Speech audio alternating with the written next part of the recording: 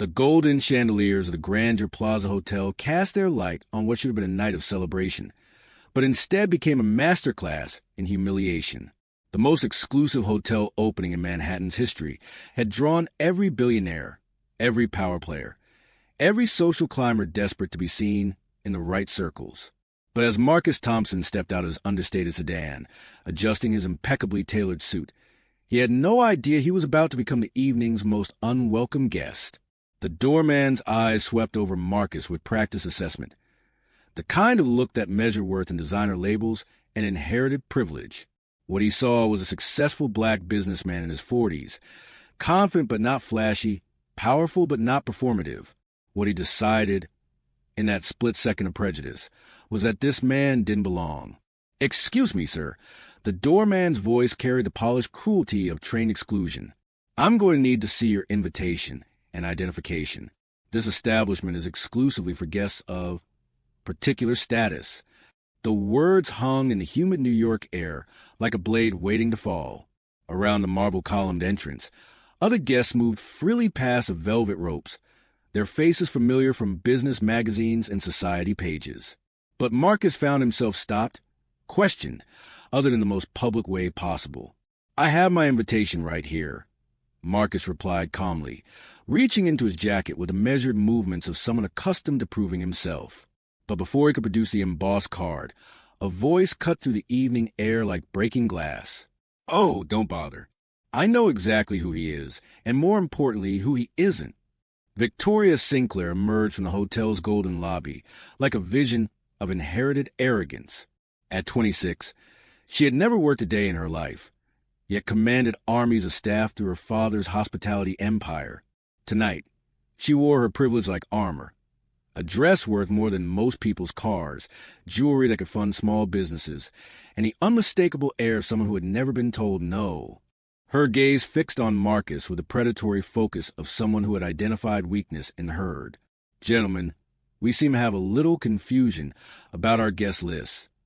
The doorman straightened, sensing opportunity to curry favor with the boss's daughter. "Ms. Sinclair, this gentleman claims to have an invitation, but I was just ensuring proper verification." "How thoughtful of you," Victoria interrupted, her smile sharp enough to cut crystal. "But I can save us all some time. This is clearly a case of aspirational thinking. Some people see success and assume they can simply walk through our doors as if they belong in our world." Marcus stood perfectly still, his dark eyes revealing nothing of the storm that might be brewing beneath his composed exterior. Around them, other guests slowed their entrances, sensing drama about to unfold. The kind of social theater that made excellent gossip at tomorrow's country club brunches. "Tell me," Victoria continued, circling Marcus like a shark scenting blood, "what exactly do you do for a living? And please be honest. We've all heard the stories of people who inflate their resumes hoping to network their way into circles they could never actually afford." The question was designed to humiliate, to force Marcus to defend himself in front of an audience already primed to judge him as inadequate. Several guests had now stopped entirely, their conversations dying as they focused on the unfolding spectacle. "I run a business," Marcus replied simply, his voice steady despite the mounting hostility.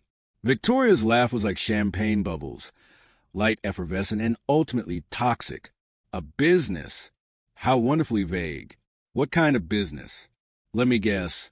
Something small, something local, something that probably struggles to keep the lights on?" She turned to her audience of enablers. "You know, I admire the ambition, I really do. But there's a difference between running a corner store and running in our circles." The cruelty was methodical, each word chosen for maximum damage. Victoria had transformed Marcus from a guest into a cautionary tale about knowing one's place in the social hierarchy. "The truth is," she continued, emboldened by the growing crowd, "people like you see people like us and think you can fake it till you make it. But real power, real wealth, real belonging, these things can't be borrowed or pretended. They're earned through generations, through breeding, through understanding what it truly means to move in society's upper echelons." She gestured to his suit with dismissive fingers. "That's a nice outfit, I'm sure. Probably costs you a month's salary. But we can tell the difference between someone playing dress-up and someone who was born to wear these clothes. The humiliation deepened as whispers began to spread through the assembled crowd like wildfire through dry grass. Guests murmur behind cocktails worth more than most people's dinners, their speculation growing more vicious with each retelling. I heard he's one of those entrepreneurs who calls himself a CEO, but really just runs some small operation out of his garage. Someone whispered behind a cluster of white orchids flown in from Thailand. He probably saw the invitation online and thought he could just show up. Came another voice, thick with the satisfaction of someone feeling superior. These people always think they can social climb their way into our world. Victoria orchestrated the character assassination with the skill of someone born to manipulate social dynamics. She leaned toward her inner circle, her voice carrying just far enough to be overheard. It's actually quite sad when you think about it. He probably saved for months just to rent that suit, thinking if he looked the part, he could somehow become it. The crowd around the hotel entrance had grown, drawn by the magnetic pull of public humiliation. Some guests looked uncomfortable, shifting their weight as they witnessed the systematic destruction of someone's dignity. Others leaned in hungrily, feeding off the drama like vampires at a blood bank. Sir, the doorman had found his courage, emboldened by Victoria's performance. I'm going to have to ask you to move along. This is private property, and we reserve the right to refuse service to anyone who doesn't meet our standards. Marcus absorbed each verbal blow with unsettling calm. His posture never changed. His breathing remained steady. His hands, clasped behind his back, showed no tremor of anxiety or embarrassment. He stood like a man who had weathered far worse storms and emerged stronger. But a few observant guests noticed something the jeering crowd missed. There was something in Marcus's eyes. Not defeat, not embarrassment, but calculation. The look of someone who was cataloging every face, every insult, every moment of this carefully orchestrated humiliation. Where are you watching from tonight? The scene seemed to ask its invisible audience, as spectators gathered on both sides of the drama that was about to reshape everything they thought they knew about power. As the mockery reached its crescendo, Victoria decided to make her victory public and absolute. She raised her voice to address the entire crowd gathered around the hotel's glittering entrance, treating Marcus's humiliation as evening entertainment. Ladies and gentlemen, she announced, her voice carrying across the marble steps like a queen addressing her court. I think we're witnessing a perfect example of why exclusivity matters, why our spaces, our institutions, our very way of life must be protected from those who simply don't understand what it means to truly belong. The crowd fell silent, sensing the kill shot approaching. Marcus stood perfectly still, surrounded by faces eager for his complete social destruction. Real power, Victoria continued, her gaze locked on Marcus with predatory satisfaction, isn't something you can fake with rented tuxedo and borrowed confidence.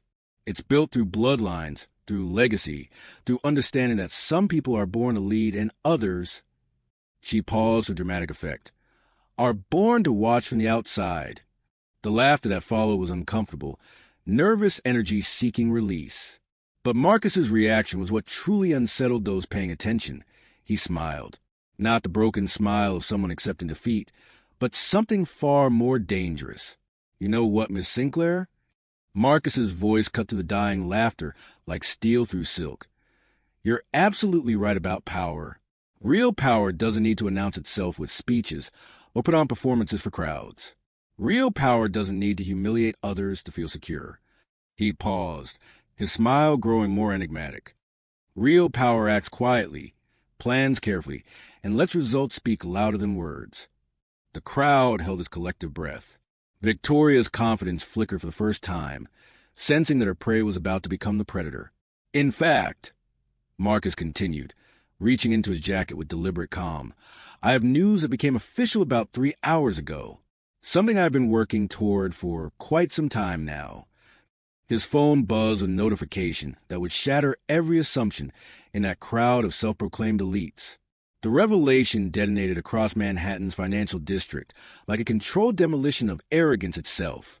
Marcus glanced at his phone with the satisfaction of someone who had been waiting years for this exact moment, then looked up at the crowd of faces about to witness the impossible. Ladies and gentlemen, Marcus's voice carried new authority as he addressed the suddenly attentive crowd. I'd like to share some news that just became public. Thompson Hospitality Group has completed the acquisition of Sinclair Hotel Corporation and all its subsidiary properties for $4.2 billion. The silence was deafening. Then came the sound of champagne glasses slipping from nerveless fingers, crystal shattering against unforgiving stone. For those unfamiliar with corporate structures, Marcus continued with surgical precision. That means Thompson Hospitality now owns the Grandeur Plaza Hotel, the Sinclair Resort chain, Prestige Properties International, and approximately 87% of what was previously the Sinclair family empire. Victoria's face drained of all color as the implications crashed over her like a financial tsunami. Her father, Richard Sinclair, who had been watching the entertainment from inside the hotel, came rushing out as his phone exploded with calls from lawyers, board members, and creditors. Around the hotel entrance, guests frantically pulled out their phones, news alerts flooding their screens in real-time confirmation of the impossible. The man they had laughed at, the nobody they had mocked, had just purchased their entire world while they were busy feeling superior. $4.2 billion. Someone whispered in disbelief. He owns everything, the whole chain. Came another stunned voice. Thompson Hospitality Group. Oh my God, that's him. That's Marcus Thompson. The name rippled through the crowd like recognition dawning. Thompson Hospitality Group. The company that quietly revolutionized the hospitality industry across 3 continents. The firm that had predicted and profited from every major market shift in luxury travel for the past decade. The business empire built not on inheritance, but on pure strategic brilliance and relentless execution. Marcus stood at the center of the chaos with perfect composure, watching as the social hierarchy that had seemed so permanent seconds ago crumbled into dust. The interesting thing about legacy, Victoria, is that it can change ownership quite quickly when the previous owners make strategic errors. Your father's company has been over-leveraged for 18 months. My team has been quietly acquiring debt, building partnerships, positioning for exactly this moment. The cruel daughter who had orchestrated Marcus's public humiliation now stood as the evening's most humiliated figure. The guests who had laughed at Marcus minutes earlier now watched in stunned silence as their social universe inverted before their eyes. I want to be clear, Marcus continued, his voice never rising, never betraying emotion. This isn't about revenge. This is business. The kind of business that happens when you understand that real power is inherited. It's built, earned, and exercised with precision. The aftermath was swift and merciless. Justice served on a silver platter, worth more than most people's homes. Within minutes, Marcus walked to the same doors that had been barred to him an hour earlier, now moving as the rightful owner of everything around him. The doorman who had questioned his worthiness now scrambled to open doors, his hands shaking as he realized he had just insulted a man who could end his career with a word. Mr. Thompson, sir, we had no idea. Please accept my most sincere apologies. No need for apologies, Marcus replied with quiet dignity. You were following instructions, though I suspect those instructions might be changing very soon. Hotel staff emerged from every corner, their attitudes transforming in real time as word spread through the building's communication networks. The same people who had watched Marcus's humiliation with amusement now competed to show proper deference to their new owner. Victoria stood frozen in the lobby, her army of fair-weather friends suddenly discovering urgent conversations elsewhere in the hotel. The daughter who had commanded respect through her father's wealth now found herself alone, isolated by the same social dynamics she had weaponized against others.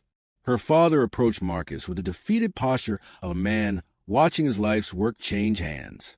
Marcus, Mr. Thompson, I had no idea Victoria had. If I had known who you were... But you did know who I was, Richard, Marcus replied calmly. You knew exactly who I was when you decided my money was good enough for your business deals, but my presence wasn't worthy of your social circles. The only thing that's changed is who hold the power now.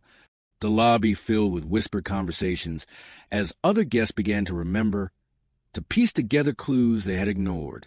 Marcus Thompson, the hospitality mogul whose company had acquired properties on every continent, the businessman whose strategic moves had been studied in Harvard case studies.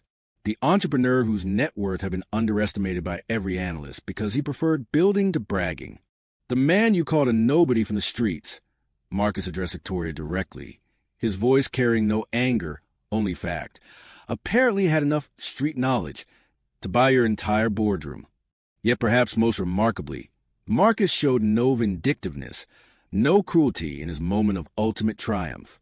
As the evening continued, he moved to the hotel with the grace of someone who understood that power wielded with dignity was infinitely more effective than power wielded with revenge. He accepted apologies with professionalism, redirected conversations toward business rather than personal grievances, and treated even Victoria with more courtesy than she had shown him. When staff asked about terminations or restructuring, he simply said, "Let's focus on moving forward, not looking backward." The transformation was complete, but it was marked by Marcus's refusal to become what Victoria had been, someone who used power to humiliate rather than elevate. As the night drew to a close, the true lesson crystallized like gold cooling in a mold. The hotel that had opened with a celebration of inherited privilege had become a classroom in earned power. Marcus had achieved something far more valuable than simple revenge. He had demonstrated that merit could triumph over prejudice, that intelligence could overcome ignorance, and that quiet strength could topple the loudest arrogance.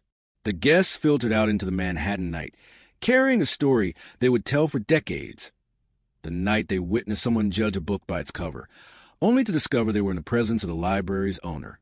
Victoria left through a side entrance, her social media accounts notably silent for the first time in years. Her father spent the remainder of the evening in hushed conversations with lawyers and financial advisors, trying to understand how his empire had slipped through his fingers while he was focused on maintaining social hierarchies. But the most profound moment came as Marcus prepared to leave his newly acquired hotel. A young black valet, who had witnessed the entire evening's events, approached hesitantly. "Sir, Mr. Thompson, I just want to say thank you for showing them, for showing all of us what's possible." Marcus's smile was genuine and warm. "Don't thank me for proving them wrong. Thank yourself for believing you belong in spaces that try to exclude you. Build something they can't ignore, and let your success speak louder than their doubts." The story of that night became legend in business circles, a reminder that assumptions are dangerous luxuries in a world where power can shift as quickly as market prices. Marcus Thompson had entered the Grandeur Plaza as an unwelcome guest and left as its owner. He had faced mockery with dignity, responded to cruelty with competence, and answered prejudice with profit. In a society obsessed with performative wealth and inherited status, he had demonstrated something far more valuable: the quiet power of earned success. The billionaire's daughter had learned that true strength doesn't need to humiliate others to feel secure. The father had discovered that legacy means nothing if you're not smart enough to protect it. And the watching world had witnessed proof that merit, given time and opportunity, will always triumph over mediocrity. True power doesn't announce itself with speeches or demand recognition through cruelty. It moves in silence, plans with precision, and lets results reshape reality. The man they had dismissed as unworthy had rewritten the rules of their entire world while they were busy protecting their assumptions. Marcus Thompson had shown that the most dangerous person in any room is often the one everyone underestimates. The quiet observer cataloging every slight, building something unstoppable while others waste energy on performance. Where are you watching from tonight? Because wherever you are, remember this: your background doesn't determine your destination. Your current circumstances don't define your future capabilities. And the people laughing at your dreams today might be working for you tomorrow. The only question is, what empire are you building while others are busy protecting their prejudices? If this story reminded you that success is the best response to skepticism, hit that like button. Share your own story of turning doubt into determination in the comments below. And subscribe for more stories that prove underestimation is often the first step toward domination. Sometimes the most powerful move is the one nobody sees coming.